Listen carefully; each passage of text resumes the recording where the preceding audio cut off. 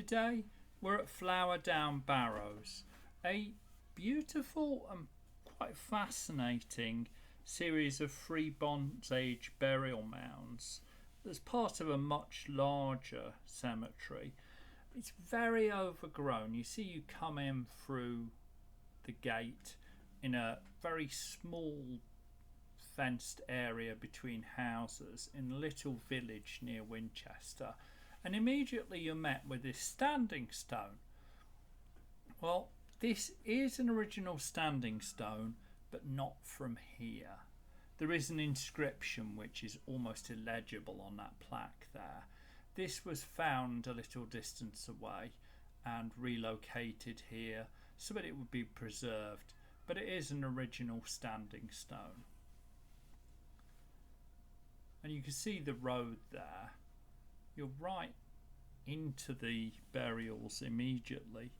Now, that's the burials, and there are historic monuments which are famous. There are historic monuments which are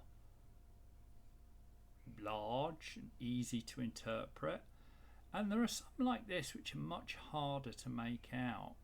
This is going to be a short video because there isn't that much to see and it's very overgrown, but don't make that stop you watching, because this is a very unusual disc burial. I've never seen a disc barrow. They say it's the finest in Hampshire.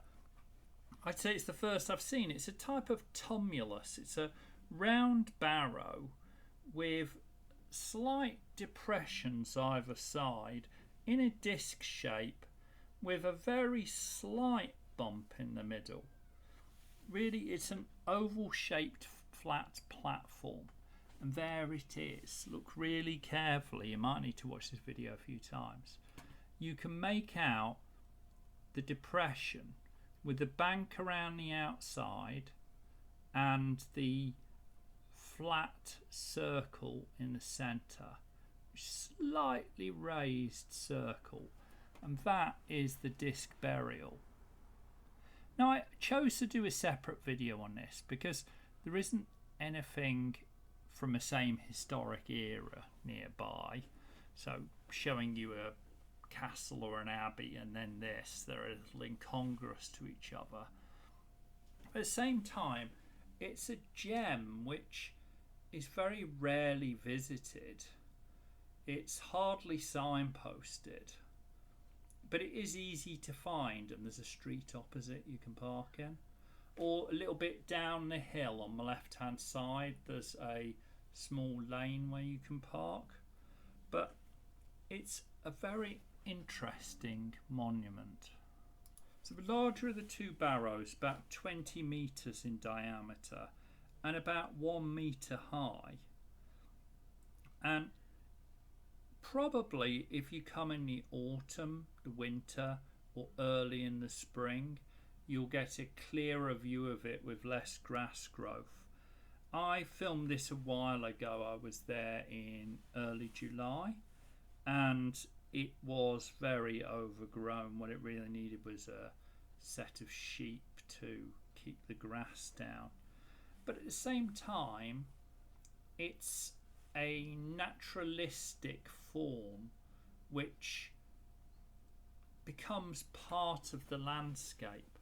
And when you see these burials, whether they be long barrows or circular domed barrows or mounds, there's always a thought process behind their construction, and this, I feel, has to be a ritualistic interpretation of the burial as part of the landscape.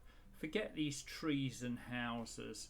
See a rolling landscape of grassland with the odd tree here or there, and behind those trees see the land falling off, because barrows are often high up on a hill, and without those and without the houses that have built up over the millennia since this was constructed, you would have a striking flat dome surrounded by a circular earth bank which you could process around, which showed you a view of the valley below. And I find it quite fascinating. It's certainly the hardest to interpret of the burials I've visited, but you have to strip away the thousands of years since it was constructed, and then you get to maybe why they built this. And even today you see it's part of nature.